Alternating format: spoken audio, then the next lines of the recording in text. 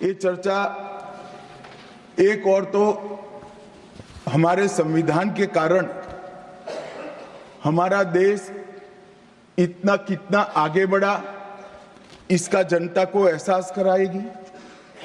दूसरी ओर हमारे संविधान की मूल भावनाओं के कारण ही 75 साल में लोकतंत्र के मूल पाताल तक गहरे गए हैं, इसका भी एहसास होता है।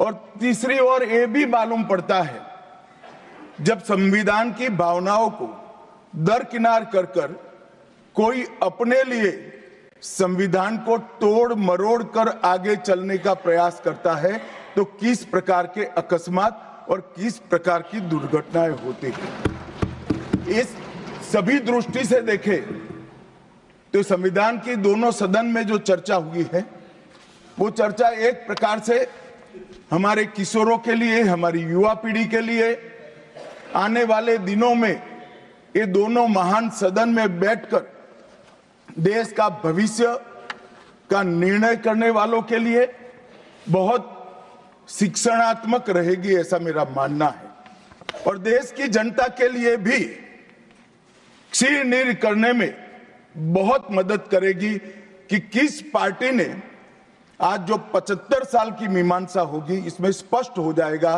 किस पार्टी ने जब जब जनता ने शासन अपने वो पार्टी के हाथ में दिया संविधान का सम्मान किया है या नहीं किया है। मान्यवर, बहुत लंबी आजादी की लड़ाई के बाद हम आजाद हुए।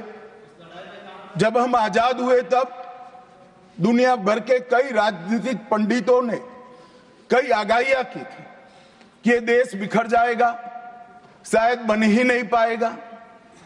कुछ लोगों ने ऐसी आगाही की थी कि यहां डेमोक्रेटिक वैल्यू प्रस्तापित हो ही नहीं पड़ सकते, एकता हो ही नहीं सकती और ये देश आर्थिक रूप से कभी भी आत्मनिर्भर नहीं हो पाएगा। और आज जब 75 साल के समय के बाद संविधान को स्वीकार करने के बाद पीछे मुड़कर देखते हैं तो सरदार पटेल का मैं धन्यवाद करना चाहता हूं कि सरदार साहब के अथक परिश्रम के कारण आज देश एक होकर मजबूती से दुनिया के सामने खड़ा। मान्यवर, जो कहते थे लोकतंत्र इस देश में सफल नहीं होगा, मैं वो सभी लोगों को इस सदन के माध्यम से कहना चाहता हूं कि 75 साल हो गए, हमारे साथ भी पास पड़ोस में दुनिया भर में कई लोग आजाद हुए, नई शुरुआत की, वहां कई बार अकस्मात हुए, लोकतंत्र सफल नहीं हुआ। हमारा लोकतंत्र आज पाताल तक गहरा पहुंचा है। अनेक परिवर्तन रक्त की एक बूंद बहाए बगैर हमने करे हैं और विचारधाराओं के आधार पर भी परिवर्तन करे हैं।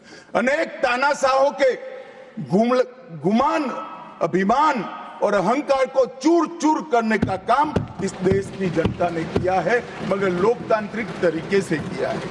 और मान्यवर, जो कहते थे कि हम आर्थिक रूप से आत्मनिर्भर नहीं हो पाएंगे, उनको भी हमारी जनता ने, हमारे संविधान की खूबसूरती ने जवाब दिया है। हम आज दुनिया का 5वां अर्थतंत्र बनकर सम्मान के साथ, और ब्रिटेन जिन्होंने सालों तक हम पर राज किया, और ये जो मैंने तीनों आगाही कही वहीं से पक्ष विपक्ष में से आई थी, आज ब्रिटेन भी अर्थतंत्र की तालिका में हमारे पीछे खड़ा है।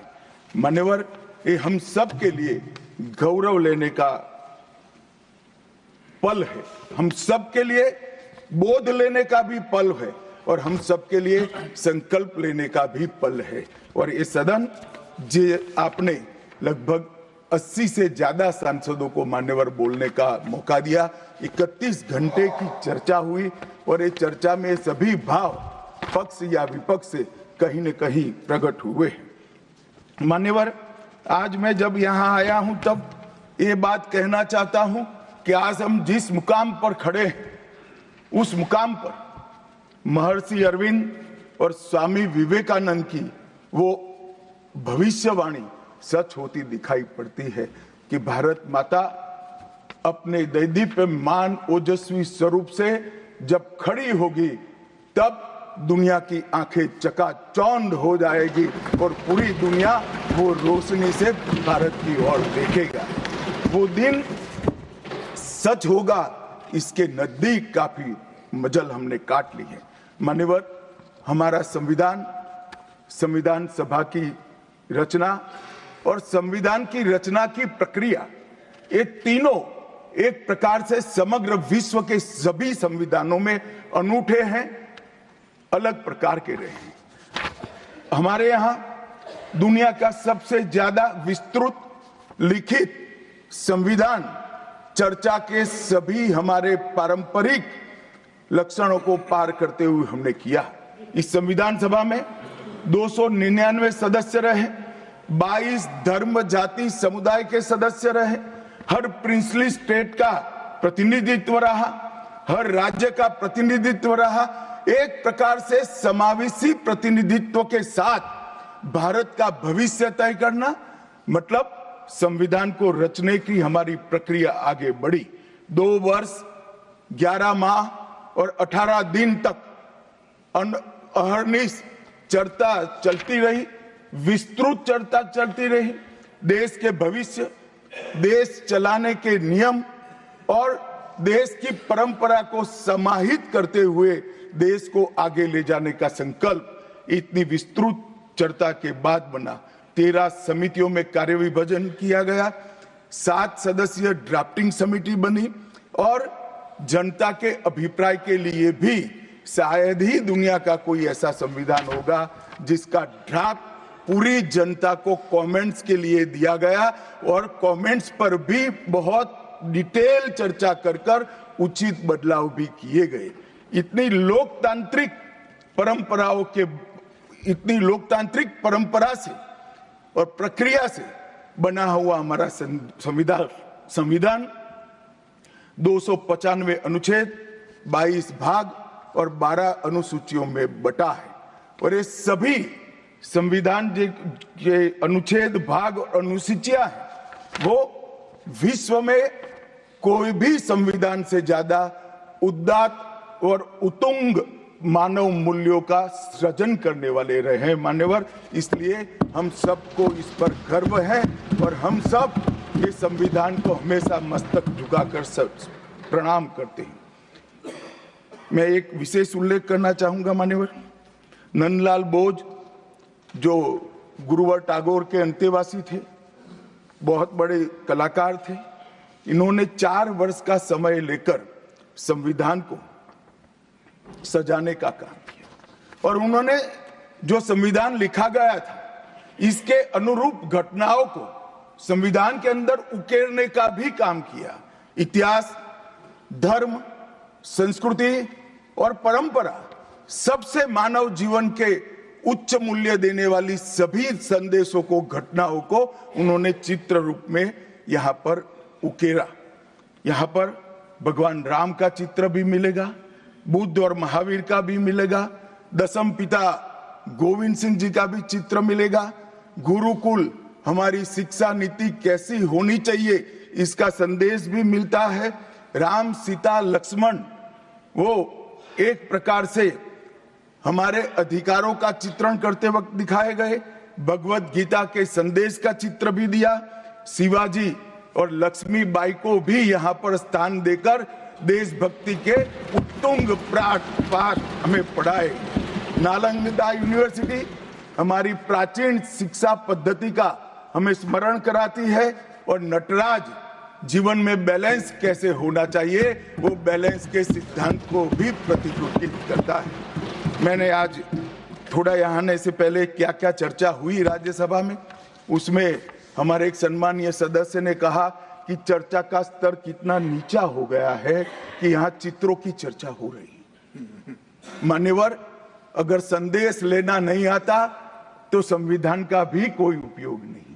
ये सारे जो चित्र लगाए हैं वो हमारे हजारों साल से चलने वाले हमारे राष्ट्र के जीवन को उद्घोषित करने वाले, और कोई ये न समझे कि हमारा संविधान दुनिया के संविधानों की नकल है। हाँ, हमने हर संविधान का अभ्यास जरूर किया है, क्योंकि हमारे यहाँ तो ऋग्वेद में कहा गया हर कोने से हमें अच्छाई प्राप्त हो, शुभ विचार प्राप्त हो और शुभ विचार को स्वीकारने के लिए मेरा मन खुला हो। मान्यवर, हमने सबसे अच्छा लिया है, मगर हमारी परंपराओं को नहीं छोड़ा है। पढ़ने का चश्मा अगर विदेशी है तो संविधान में भारतीयता कभी नहीं दिखाई देती। और मैं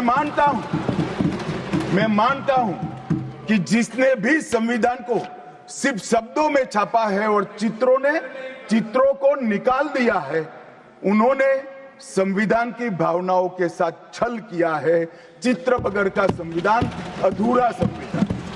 मान्यवर, इसके अंदर संविधान सभा में राजेंद्र प्रसाद जी, राजेंद्र बाबू अध्यक्ष बने, डॉक्टर BR आंबेडकर, सरदार पटेल, जवाहरलाल नेहरू, श्रीमान काजू, KT Shah, Iyengar, Maulana Azad, Shyama Prasad Mukherjee, doctor Radhakrishnan, KM Munshi, ऐसे विद्वानों ने अनेक चर्चाओं में हिस्सा लेकर संविधान को समृद्ध और संपूर्ण बनाने का काम किया। परंतु इतना ही नहीं, संविधान सभा के जो सदस्य थे, इसके अलावे भी विवेकानंद, महर्षि अरविंद, महात्मा गांधी, गोपाल कृष्ण गोखले, तिलक महाराज, वीर सावरकर, लाला लजपत राय और राष्ट्र, लोकतंत्र और हमारी परंपराओं में उच्च मूल्यों को स्थापित करने वाले हर महापुरुष की भावनाओं का ये महापुरुष ने उल्लेख कर कोई न कोई सिद्धांत को प्रस्तावित किया है। मान्यवर, जब इतने सारे मनुष्यों का अच्छा विचार जिस संविधान में हो, उसको सफल होना ही था। ये संविधान सफल होने के लिए संविधान सभा की चर्चा अगर कोई ध्यान से पढ़ेगा तो वेद, उपनिषद, चाणक्य नीति, विदुर नीति, शांति पर्व, रामायण और महाभारत, इसमें से निपजे हुए मानव जीवन के सभी मूल्यों को भी इसके अंदर हमने समाने का प्रयास किया था। मान्यवर, 75 साल हो गए संविधान को किस प्रकार से हमारे राजनीतिक दलों ने और हमारी पॉलिटिकल पार्टियों के साथ साथ हमारी सरकारों ने भी किस प्रकार से आगे बढ़ाया, इसकी भी चर्चा जरूर होनी चाहिए। मैं मानता हूं ये चर्चा समय उचित होगी। हमारे संविधान की रचना के बाद डॉक्टर आंबेडकर ने बहुत सोच समझकर एक वाक्य किया था। मैं आंबेडकर जी के वाक्य को सदन के सामने प्रस्तुत करना चाहता हूं। कोट, कोई संविधान कितना भी अच्छा हो, वह बुरा बन सकता है अगर जिन लोग पर उसको चलाने की जिम्मेदारी है वो अच्छे न हो। उसी तरह से कोई भी संविधान कितना भी बुरा हो, वो अच्छा साबित हो सकता है अगर उससे चलाने वालों की भूमिका सकारात्मक और अच्छी हो। ये दोनों घटनाएं मान्यवर हमने हमारे संविधान के 75 साल के कालखंड के अंदर देखी है और मैं तथ्यों के आधार पर सदन के सामने और सदन के माध्यम से देश की जनता के सामने भी रखना चाहता हूं। हमारे संविधान को कभी भी अपरिवर्तनशील नहीं माना गया। समय के साथ साथ देश भी बदलना चाहिए, समय के साथ साथ कानून भी बदलने चाहिए और समय के साथ साथ समाज भी बदलना चाहिए। परिवर्तन ये जीवन का मंत्र है, सत्य है। इसको हमारे संविधान सभा ने स्वीकार किया था। इसलिए आर्टिकल 368 में संविधान संशोधन, इसके लिए प्रोविजन किया गया। अभी कुछ राजनेता आए हैं, 54 साल की आयु में अपने आप को युवा कहते हैं और ये घूमते रहते हैं, संविधान बदल देंगे, संविधान बदल देंगे, संविधान बदल देंगे। मैं उनको समझाना चाहता हूं कि संविधान बदलने का प्रोविजन, संविधान के प्रावधानों का बदलने का प्रोविजन अनुच्छेद 368 के अंदर संविधान में ही है। और मैं आज फिर से एक बार कहना चाहता हूं थोड़ा ज्ञानवर्धन भी हो जाए किसी का। भाजपा ने 16 साल राज किया माननीय, 6 साल अटल जी ने किया, 10 साल मोदी जी ने किया और 5 साल और मोदी जी करें। एक प्रकार से 16 साल हमने शासन किया। 16 साल में हमने 22 बार संविधान बदला, संविधान के अंदर परिवर्तन की। और कांग्रेस ने 55 साल करा और 55 साल में 77 परिवर्तन कांग्रेस ने भी किए, कांग्रेस के शासन में भी हुए। अब भारतीय जनता पार्टी और कांग्रेस दोनों ने परिवर्तन किए। ये परिवर्तन का टेस्ट कैसा था, किस प्रकार से किए गए? संवैधानिक प्रक्रिया से भी परिवर्तन होते हैं और संविधान को तोड़ मरोड़ कर फॉर्मेलिटी कर भी परिवर्तन कर सकते हैं। परिवर्तन करने का उद्देश्य क्या था, क्या हासिल करना था? क्या हमारे लोकतंत्र को मजबूत करने के लिए परिवर्तन किए गए? क्या हमारे जिनको अधिकार नहीं है ऐसे लोगों को समकक्ष अधिकार लेने के लिए परिवर्तन किए गए, या अपनी राज्य सत्ता को टिकाने के लिए परिवर्तन? इस पर से ही पार्टी का कैरेक्टर, पार्टी के चलने की पद्धति और पार्टी का संविधान में विश्वास